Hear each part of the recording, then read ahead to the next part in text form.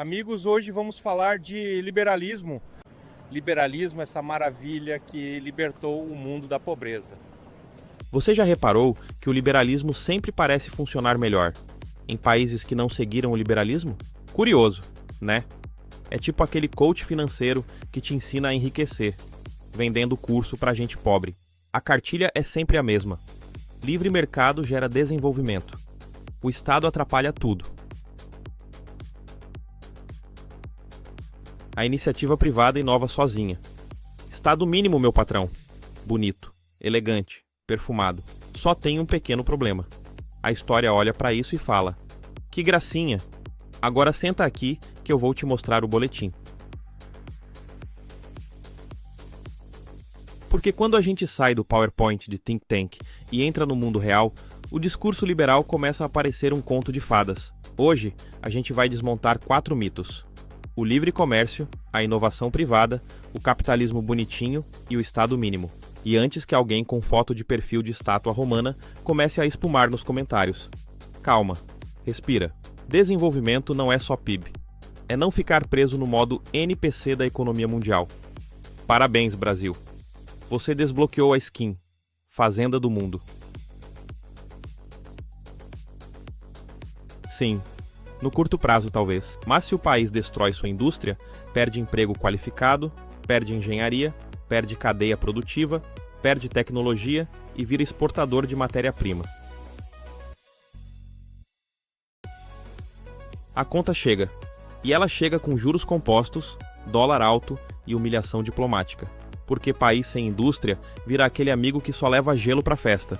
Participa, mas ninguém respeita. E segura essa, porque agora vem a parte que dói. O problema não é só exportar soja, minério ou petróleo. O problema é importar de volta, caro, o mundo processado. Você vende minério, compra chip, vende soja, compra máquina agrícola, vende petróleo bruto, compra tecnologia refinada, vende natureza, compra patente e ainda chama isso de vocação nacional. Vocação? Meu amigo, isso não é vocação, é dependência com branding. Aí aparece outro termo bonito: a armadilha da renda média. A ideia é que certos países crescem até certo ponto, mas não conseguem virar economias avançadas. Ficam presos, meio ricos, meio pobres, meio industrializados, meio fazendão. Tipo personagem secundário de anime que tinha potencial, mas o autor esqueceu. Só que, no caso brasileiro, tem uma camada ainda mais cruel: a armadilha da financiarização. Ou seja, em vez de organizar a economia para produzir mais, inovar mais, industrializar mais, o país organiza a economia para remunerar capital financeiro. Juro alto, dívida, rentismo, especulação, banco feliz, indústria tossindo sangue no canto.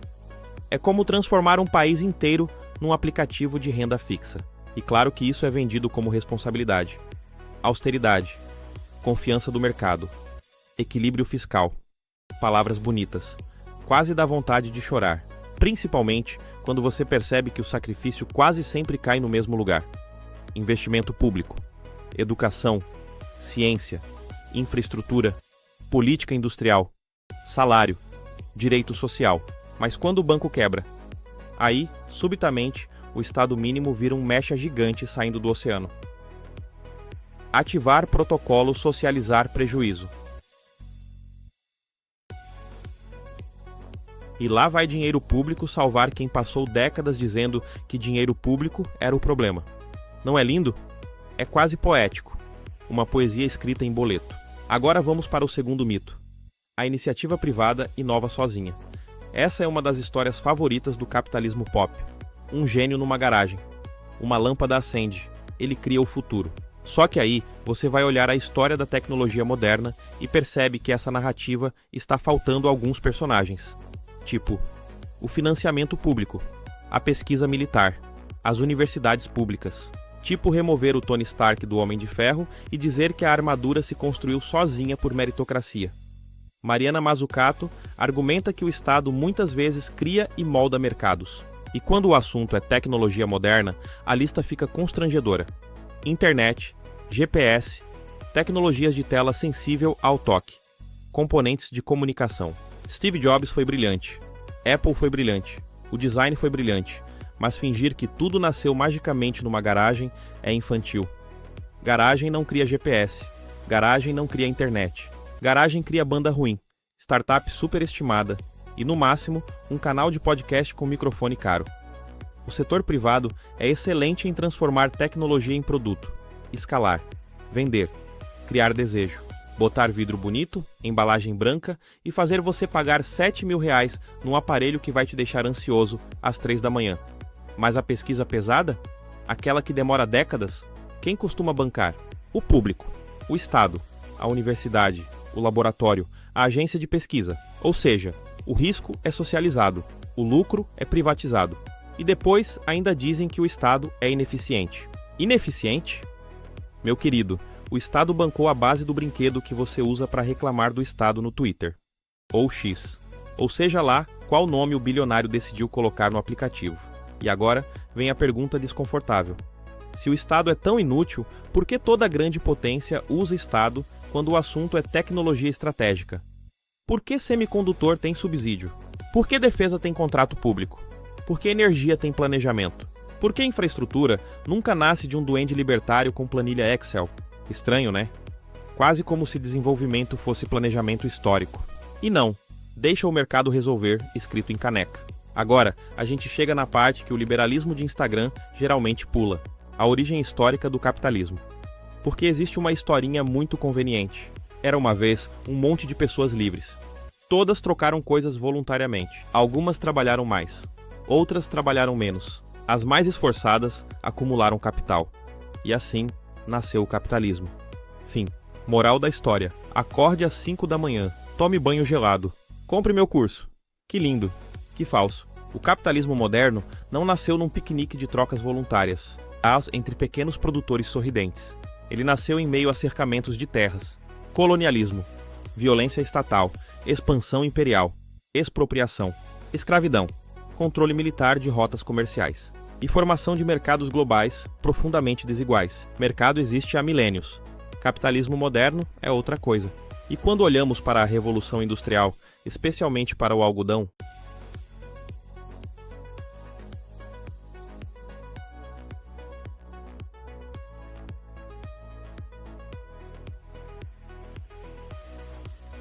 aí a escravidão aparece como parte central da engrenagem histórica.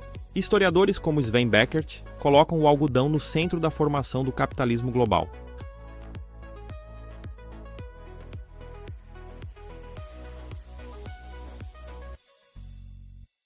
Destacando a conexão entre produção escravizada, comércio global e indústria têxtil.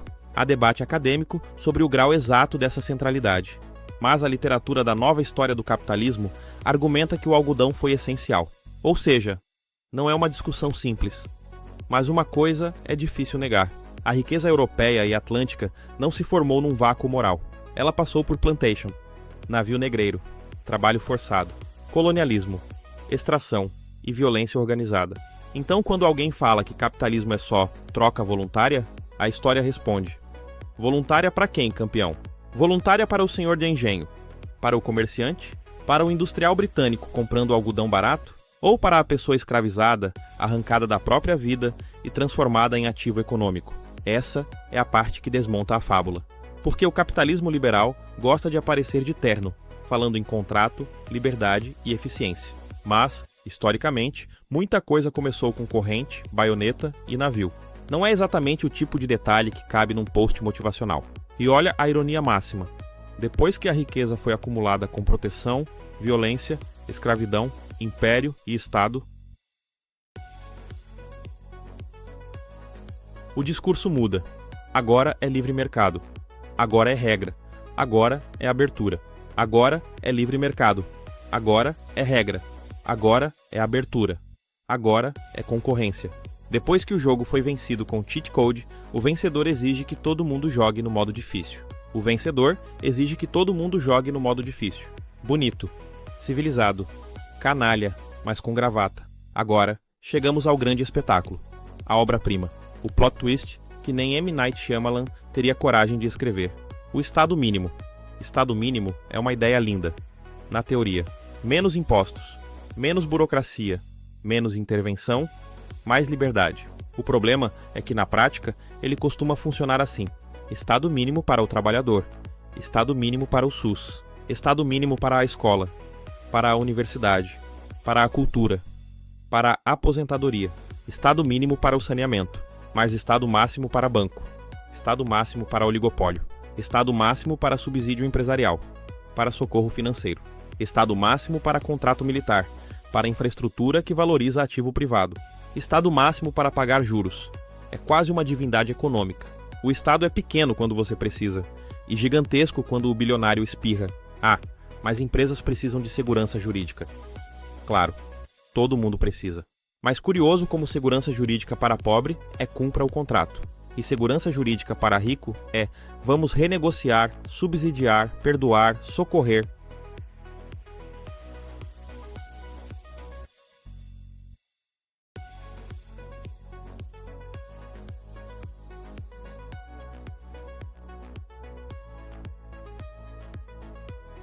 E chamar de estabilidade sistêmica.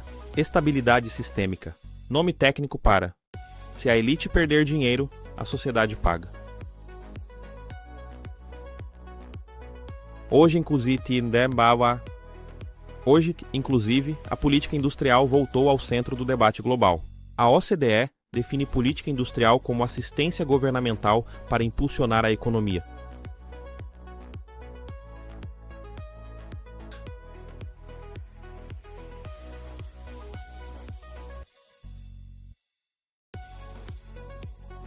Especialmente diante de desafios como a transição verde.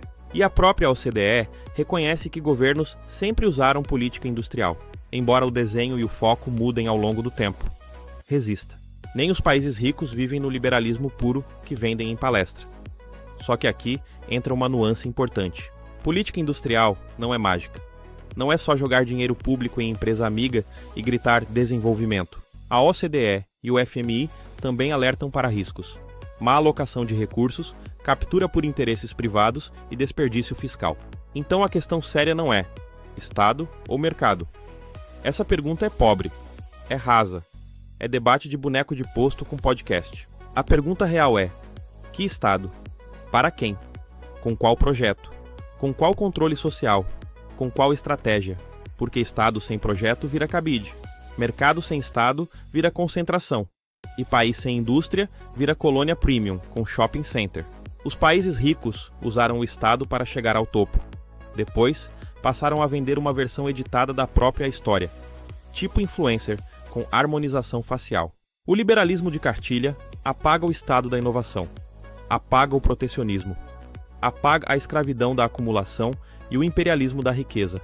No final, sobra uma historinha limpa. O mercado venceu sozinho. Sozinho, igual protagonista de anime que recebeu poder ancestral e roteiro favorável. O liberalismo é uma ideologia de chegada, não de partida. É o discurso de quem já subiu, não de quem ainda precisa construir a escada. Para países periféricos, seguir isso é aceitar exportar barato e importar caro. Modernização sem soberania é só dependência com Wi-Fi. Desenvolvimento exige mais do que abrir mercado. Exige projeto nacional. Indústria, ciência, educação e planejamento. A questão não é escolher entre contos de fadas. A questão é olhar para a história sem maquiagem. Ninguém ficou rico só com austeridade. Quando disserem Estado mínimo, pergunte: mínimo para quem? Quando disserem o mercado inova sozinho, pergunte: quem bancou a pesquisa básica? O maior truque é transformar uma história de Estado, império e subsídio numa fábula limpa sobre eficiência de mercado. É um truque elegante, mas é truque. A gente quer ser nação ou fornecedor de matéria-prima com o Instagram? Comenta aqui embaixo, deixa o like e se inscreva. Resista.